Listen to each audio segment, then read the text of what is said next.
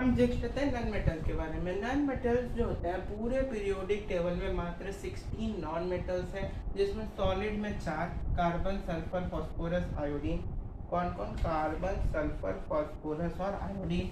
Liquid में bromine, gas में hydrogen, nitrogen, oxygen, fluorine, chlorine और जितनी नोबल गैसेस हैं वो सारे। नोबल गैसेस कितने हैं? 6, 6 5 11, 11 11 1 12 और 12 4 16 तुम्हारे नॉन मेटल्स हैं, जिसमें कार्बन का 2 एलोट्रॉप्स होता है, डायमंड और ग्रेफाइट, जो कि हम लोग 10th में पढ़े भी थे।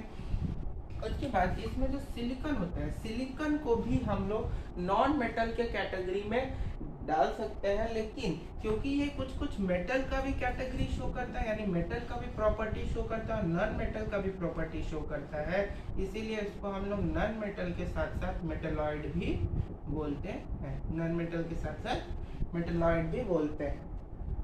समझ में बात आ गई। उसके बाद जो इसका लस्टरनेस होता है, मेटल्स में जो लस्टरनेस होता है वो तो एकदम खत्म होता है, जीरो लस्टरनेस होता है, एकदम शाइनिंग सरफेस नहीं होता। आइडेंटिटी जान ही रहे हैं, अभी बताया, जिसके लास्ट सेल में 4 इलेक्ट्रॉन, 5 6 या 7 इलेक्ट्रॉन है, उनको हम लोग नॉन मेटल्स कहते हैं। या जो इलेक्ट्रॉन को गेन करें, यानी मेटल्स इलेक्ट्रॉन को लूज किए और जो इलेक्ट्रॉन को गेन करते हैं उनको हम लोग नॉन मेटल्स बोलते हैं। इनका नेचर कैसा होता है? इलेक्ट्रोनेगेटिव, क्योंकि मेटल्स को गेन करते हैं, गेन करने पे नेगेटिव साइन आता है, तो जो मेटल्स को गेन करें उन पे नेगेटिव साइन, इसलिए इसको इनको हम लोग को इलेक्ट्रोनेगेटिव बोलते हैं।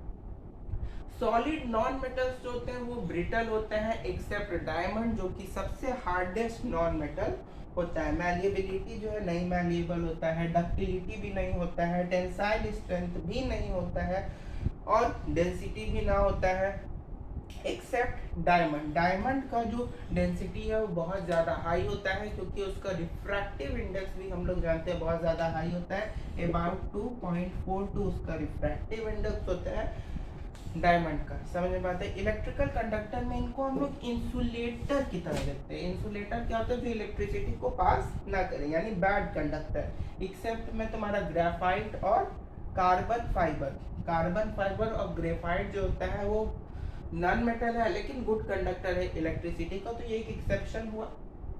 उसके बाद मेल्टिंग बॉइलिंग पॉइंट जो होता है बहुत ज्यादा कम होता है, एक्सेप्ट डायमंड।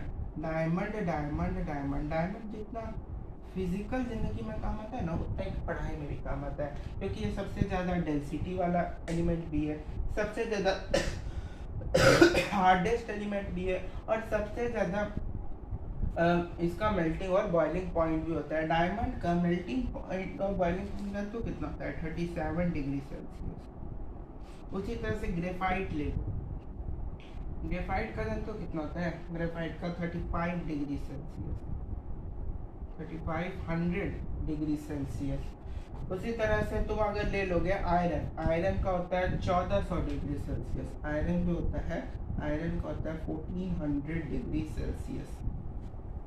सोच रहे हो कितना ज़्यादा डक्टाइल होता है। सोनोरिटी में तो नॉन सोनोरस, इसमें भी सोनोरिटी एकदम भी नहीं होता है। ठीक है, तो ये था आपके कुछ कुछ प्रॉपर्टीज मेटल्स और नॉन मेटल्स में। नेक्स्ट वीडियो में आगे देखेंगे चैप्टर को। Thank you.